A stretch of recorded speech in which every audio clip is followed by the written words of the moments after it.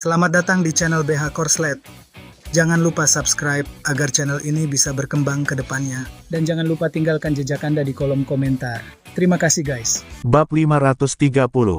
Hanya dengan melihat keadaan menara gerbang kota yang menyedihkan, Gu Yiqing tahu bahwa tidak ada gunanya mempertahankan kota. Sudah menjadi seperti ini, dan sudah pasti Chen Jiajun di luar akan masuk. Hanya saja hasil ini terlalu menyakitkan. Mereka melalui segala macam kesulitan untuk bisa masuk. Tentara Qiang yang memanjat tembok kota saja kehilangan sedikitnya 3.000 orang. Tapi sekarang, sebelum tembok kota yang sama dapat menghentikan satu pun Chen Jiajun, seseorang telah membuat lubang besar di gerbang kota. Bisa dibayangkan bahwa selanjutnya, orang-orang dari Chen Jiajun pasti akan datang menyerang dengan terburu-buru. Raja, mundur, tinggalkan beberapa dari kita dan aku akan melawan, dan evakuasi sebagian besar dari suku kita. Ayo kembali ke pegunungan. Jika kita terus melawan Chen Jiajun di sini, kita semua mungkin mati. Gu Yiqing sangat pesimis. Menemui Raja Qiang mereka, Hetian. Hetian mengepalkan tangannya erat-erat, wajahnya penuh keengganan. Jelas sekali, dia telah mengintegrasikan semua suku Qiang, dan dia jelas sekarang lebih kuat dari sebelumnya, tapi bagaimana hasilnya? Hetian merasakan kebencian di dalam hatinya, dia membenci pria bernama Chen Ce.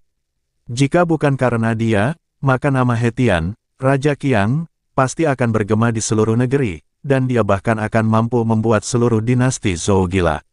Tapi sekarang, bahkan sebelum dia meninggalkan Chengzu, dia terpaksa menemui jalan buntu.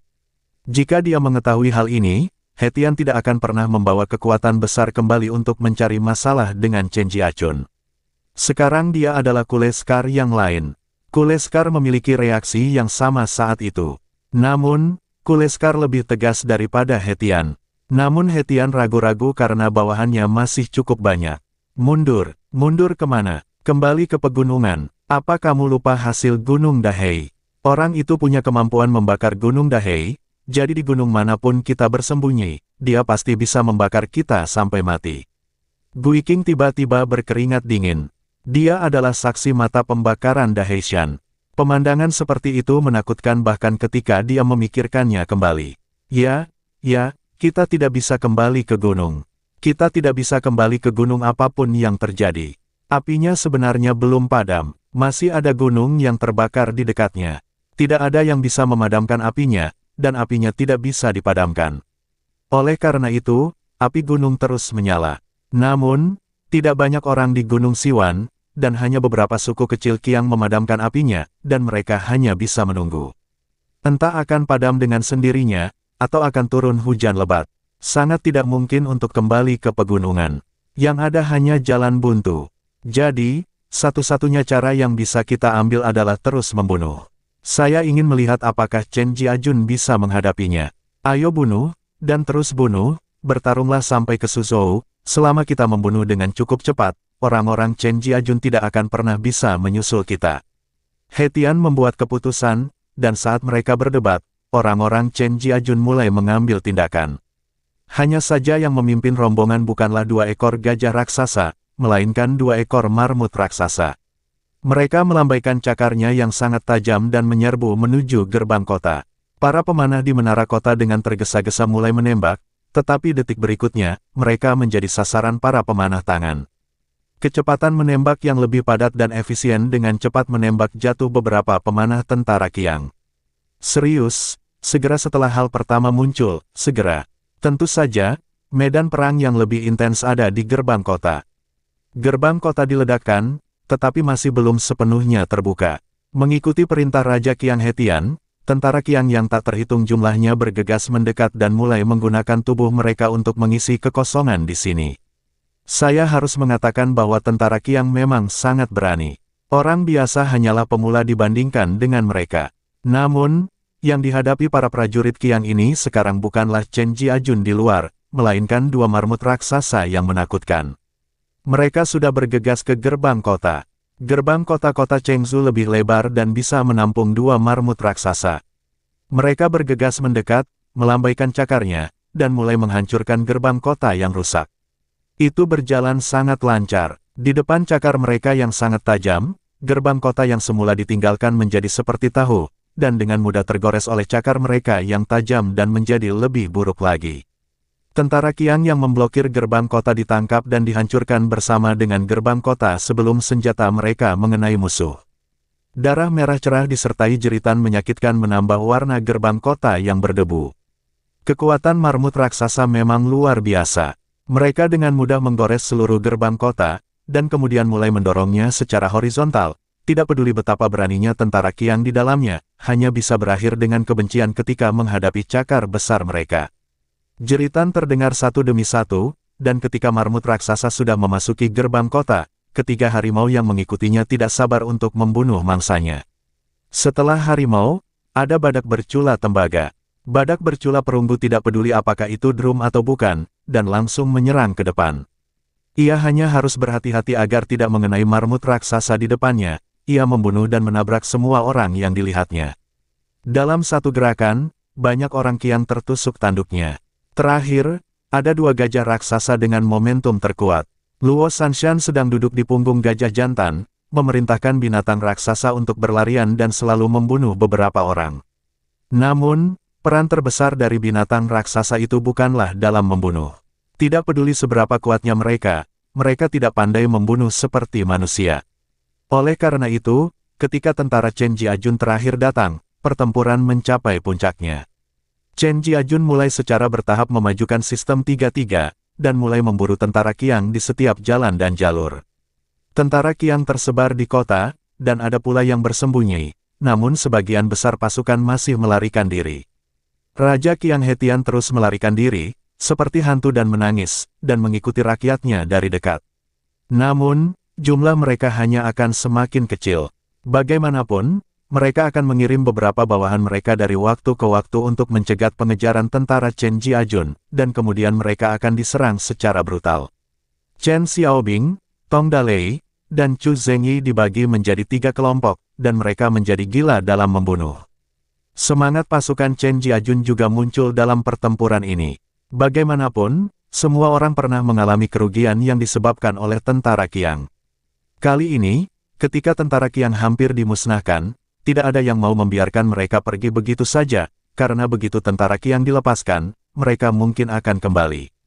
Oleh karena itu, mereka membunuh dengan gila-gilaan, dan tentara pergi langsung dari Chengzu ke Jeju, dan Zhou Tai di Jeju telah memimpin orang-orang untuk bergabung untuk mengepung dan menekan orang-orang Qiang. Dalam waktu setengah bulan, seluruh pasukan Qiang hancur. Pasukan terakhir Raja Qiang Hetian yang tersisa turun tajam dari 50.000 menjadi 40.000, kemudian menjadi kurang dari 3.000. Bab 531. Orang-orang Qiang benar-benar tamat kali ini. Setelah memusnahkan gelombang terakhir orang-orang Qiang dan menangkap Raja Qiang Hetian, kita dapat mencapai pemberantasan yang sebenarnya. Desa Chenjia, setelah hampir sebulan, desa Chenjia telah kembali damai seperti semula. Mereka yang mengungsi pun keluar dari desa Chenjia dan kembali ke rumahnya masing-masing. Chen Ce membawa Qiu Yaoer dan berjalan di jalur lapangan, berjalan bersama Zhao Junlin, mengobrol tentang pertempuran secara mendetail. Akhirnya, hari ini telah tiba. Tanpa diduga, sesuatu yang tidak dapat dicapai oleh kaisar manapun di dinasti masa lalu sebenarnya dapat diwujudkan di tangan saudara Chen. Sungguh mengejutkan. Meskipun dia telah sepenuhnya mengalami kekacauan ini secara pribadi dan melihat apa yang dilakukan Chen Ce dari awal hingga akhir, setelah Zhao Junlin meninjaunya dengan cermat, dia juga percaya bahwa tidak mungkin dia melakukan lagi hal yang sama dengan Chen Ce. Pertama-tama, tanpa kapal kuat Chen Ce, mustahil untuk menyerang Gunung Daheisan. Jika Gunung Daheisan tidak dapat diserang, maka perang selanjutnya tidak akan dapat dimulai. Setiap kali Zhao Junlin mengulas alur tersebut, dia akan merasakan ledakan keputusasaan. Untung dia tidak tahu apa itu trik sulap, kalau tidak dia pasti akan mengira Chen Ce adalah pesulap. Memiliki keterampilan teknis saja tidak cukup, tetapi juga keberadaan orang-orang seperti Chen Wu dan Xiao Yong.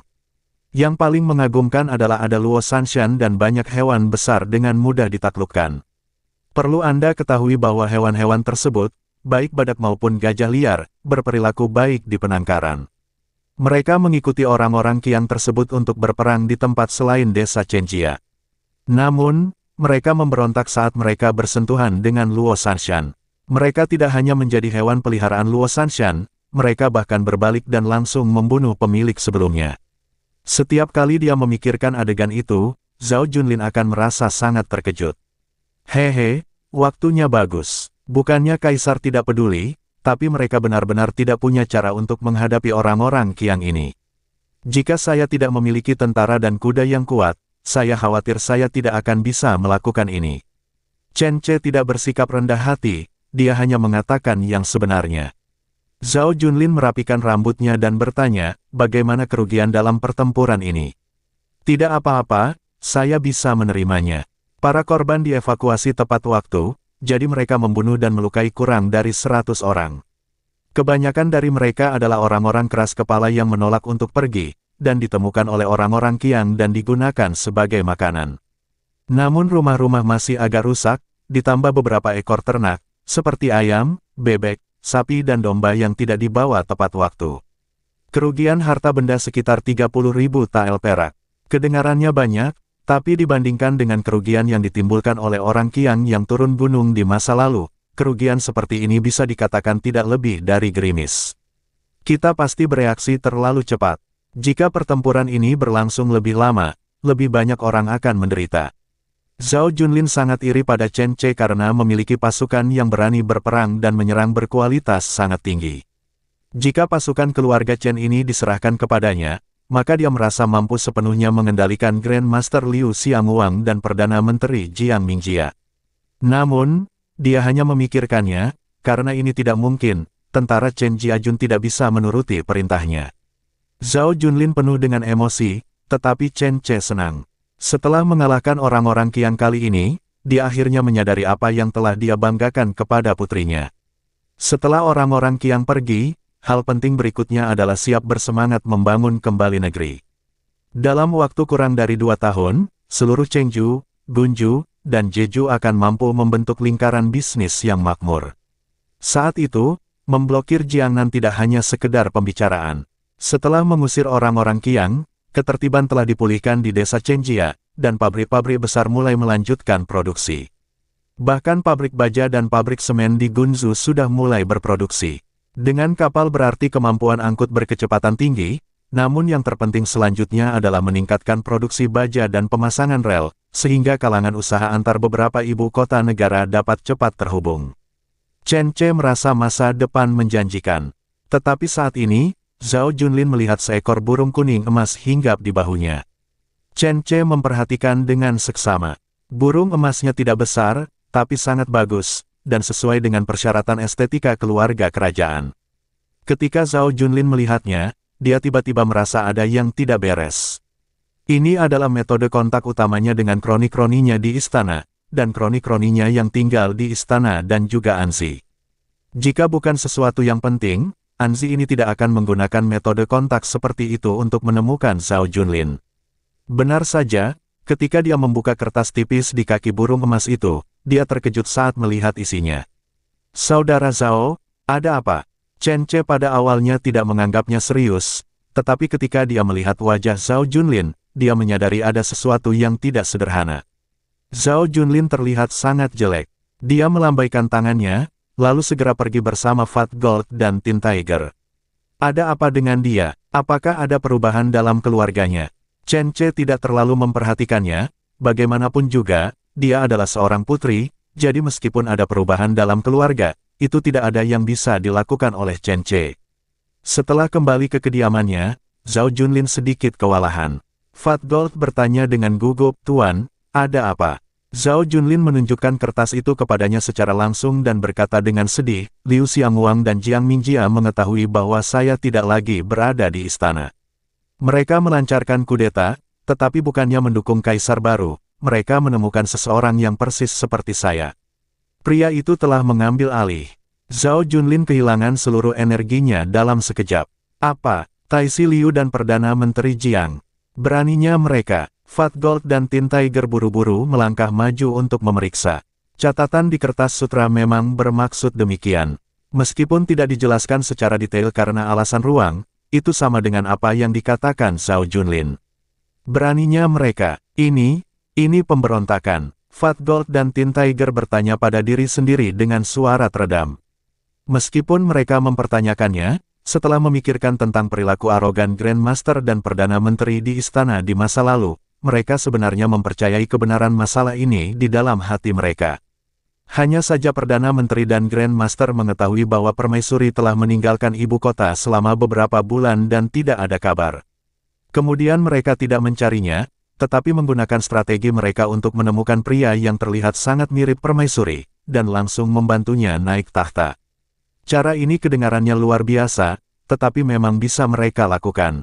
Dengan kata lain, mulai sekarang, identitas Permaisuri Zhao Junlin telah dihilangkan oleh Grandmaster dan Perdana Menteri.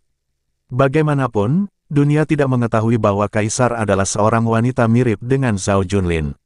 Dia berkuasa. Dua menteri paling berkuasa mengatakan dia adalah Kaisar, maka dia adalah Kaisar. Meskipun Zhao Junlin mengatakan bahwa dia tidak pernah ingin menjadi Kaisar, itu karena kekuasaan kekaisaran diinjak-injak dan dia tidak memiliki otonomi. Sekarang setelah kekuatan kekaisaran hilang dan dia digantikan oleh orang lain, dia langsung panik. Fat Gold dan Tin Tiger, ayo pergi, ikuti saya kembali ke ibu kota, dan mari kita ungkapkan trik yang dimainkan oleh Grandmaster dan Perdana Menteri. Zhao Junlin melompat dengan marah, dan ingin kembali ke ibu kota untuk menghadapinya Kaisar palsu saat ini. Namun ide ini langsung diredam oleh kedua pria tersebut, Fat Gold dan Tin Tiger. Bab 532, Sialan Liu Xiangwang dan Jiang Mingjia, saya telah lama melihat ambisi serigala mereka, tetapi saya tidak menyangka bahwa mereka akan begitu cepat dan berani mengambil tindakan seperti itu saat saya tidak berada di ibu kota. Mereka mengira mereka bisa melakukan ini. Bisakah mereka menyembunyikan ini dari Menteri Urusan Sipil dan Militer? Selama saya kembali, saya akan mampu mengalahkan perilaku mereka yang tidak tahu malu. Zhao Junlin panik, kehilangan kendali atas kata-katanya, dan mulai menyebut dirinya, Kaisar. Fat Gold dan Tin Tiger dengan cepat menghiburnya. Tuan, Anda tidak boleh gegabah. Karena Liu Xiangwang dan Jiang Mingjia telah bergabung untuk mendukung orang baru, saya khawatir kita bahkan tidak akan dapat melihat wajah mereka jika kita kembali ke ibu kota. Ya, Tuan, Anda harus berhati-hati dalam segala hal. Setidaknya sekarang kita tidak bisa kembali ke ibu kota. Zhao Junlin membuat mereka ingin menangis, apa yang harus kita lakukan? Mungkinkah saya harus mengakuinya saja? Saya tidak mau menerimanya. Ketika dia menjadi kaisar sebelumnya, dia tidak diakui, dan dia hanya tidak ditangkap oleh Jiang Mingjia, Liu Xiangwang dan yang lainnya. Dia jelas-jelas adalah kaisar, tetapi dia ditekan oleh mereka dengan berbagai cara, dia tidak bahagia, jadi dia berpikir harus keluar untuk mencari udara segar sebelum bertemu Chen Ce. Tapi apakah dia benar-benar tidak ingin menjadi kaisar? Jelas sekali tidak. Sekarang setelah kekuatan kekaisaran diambil, hatinya langsung menjadi kosong. Tentu saja kita tidak bisa menerima begitu saja masalah ini, tapi kita tidak bisa impulsif. Kita harus memikirkan cara. Fat Gold memandang Tin Tiger, dan Tin Tiger juga melihat ke arah Fat Gold bertanya apa yang harus dilakukan. Mereka hanya tidak ingin Zhao Junlin menjadi impulsif. Apa yang harus aku lakukan? Fat Gold bertanya pada Tin Tiger. Tin Tiger memutar matanya, dia tidak tahu harus apa. Mereka keluar bersama Zhao Junlin. Selain kemampuan mereka hanya membawa sejumlah emas dan perak dari istana. Mereka tidak memiliki kekuatan yang sangat kuat. Jika mereka bertiga kembali ke ibu kota, mereka pasti akan dibunuh oleh penyergapan Jiang Mingjia bahkan sebelum mereka mencapai istana. Faktanya, mungkin berita yang disebarkan Huang Niao secara khusus diizinkan oleh Jiang Mingjia dan yang lainnya. Fat Gold dan Tin Tiger saling berpandangan, lalu mereka berdua membaca nama seseorang di mata satu sama lain, Chen Ce.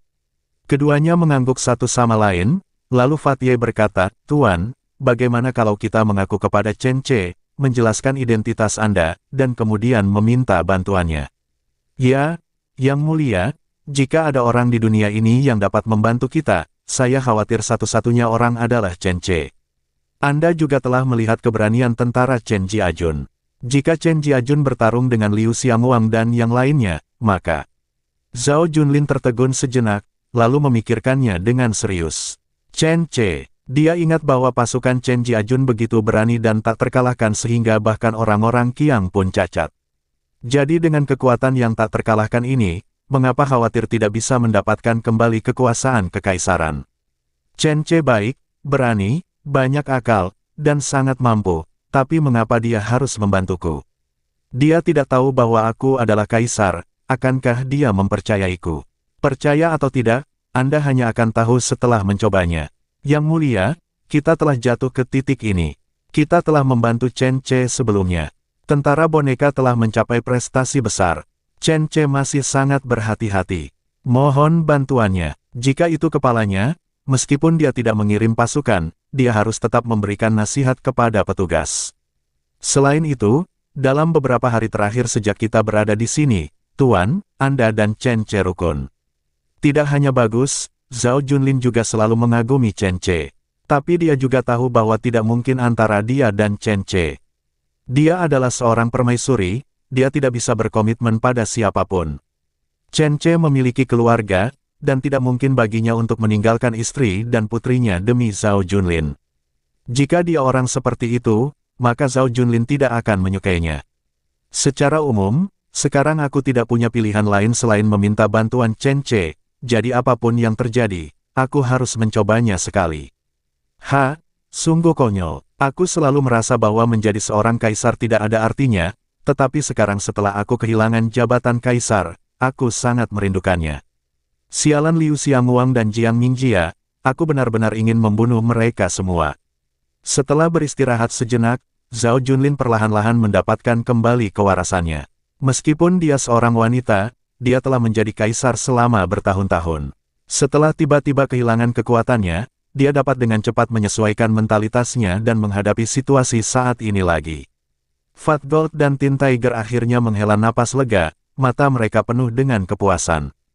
Kaisar sekaligus permaisuri seperti inilah yang mereka kagumi dan akan mereka ikuti. Jika itu adalah seorang kaisar yang panik dan tidak memiliki pendapat sendiri ketika menghadapi masalah, mereka mungkin tidak akan mengikutinya. Pada saat ini, Zhao Junlin juga membuat keputusannya sendiri. Dia meminta Fat Gold untuk menyiapkan beberapa hal, dan kemudian dia pergi secara pribadi mengundang Chen Che untuk makan malam di malam hari. Meskipun Chen Che sibuk, dia tidak punya alasan untuk menolak undangan Zhao Junlin, jadi dia setuju tanpa banyak keraguan. Apa ini karena isi pesan pada burung kuning yang diterimanya sore ini? Sepertinya acara makan malam itu ada hubungannya dengan masalah ini. Apa maksudnya? Chen Che tidak dapat menebak. Dia mungkin mengira bahwa ketidakhadiran Zhao Junlin diketahui oleh orang-orang di istana. Bagaimanapun juga, dia adalah seorang putri. Wajar saja jika ayahnya atau orang-orang yang lebih tua mengetahuinya dan memintanya untuk kembali setelah sekian lama dia berkeliaran di luar istana. Oleh karena itu, Chen Che mengerti bahwa perjamuan malam ini mungkin merupakan perjamuan perpisahan. Namun, yang tidak dapat dipahami Chen Che adalah, jika ini adalah jamuan perpisahan, mengapa dia hanya mengundangnya sendirian? Akibatnya, bukan hanya Liu Xiaoxiao yang baru saja menyelesaikan masa nifasnya, tidak bisa pergi, bahkan Qiu Yaoer pun malu untuk ikut bersamanya. Bagaimanapun, di desa, Qiu Yaoer tidak menganggap Chen Che akan berada dalam bahaya. Matahari terbenam berwarna merah darah, dan bau di udara tidak terlalu menyenangkan. Meskipun hampir sebulan telah berlalu, bau samar masih bisa tercium dari tempat-tempat yang telah dibasahi darah orang-orang Qiang. Semua mayat ditangani, diseret ke atas perahu, lalu diangkut ke kedalaman pegunungan dan dibuang. Dengan cara ini, apakah dimakan binatang buas atau membusuk secara alami, tidak akan memengaruhi desa Chenjia yang berjarak puluhan kilometer atau kota-kota di sekitarnya. Mayat-mayat itu bisa dibawa pergi, tetapi tidak ada yang bisa kita lakukan terhadap plasma dan sejenisnya. Kita tidak bisa begitu saja menggali tanah sedalam 3 kaki, bukan? Zhao Junlin sekarang tinggal di asrama terpisah di desa. Tidak ada orang lain di sekitarnya, yang juga menonjolkan statusnya yang mulia. Lagi pula, tidak ada orang lain yang mendapatkan perlakuan ini. Zhou Tai telah lama kembali ke Jeju untuk mengambil alih situasi. Sekarang setelah orang-orang Qiang telah sepenuhnya dibasmi dan krisis di Jeju telah teratasi, Pangeran muda Zhou Tai dapat dikatakan telah membuat prestasi militer yang hebat. Dikatakan bahwa ayahnya, Raja Ji, telah menulis banyak surat untuk memuji putra kecilnya yang tidak kompeten.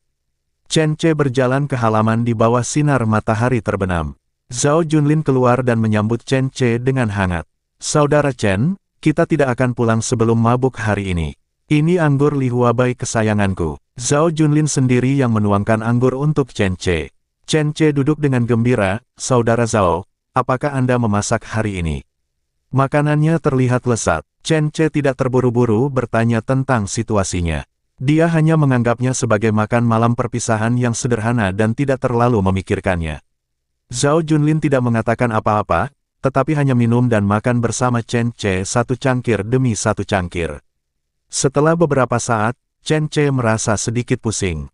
Namun, Zhao Junlin mengambil kesempatan untuk mengatakan bahwa dia ingin pergi ke kamar mandi, dan Chen Ce tidak begitu peduli.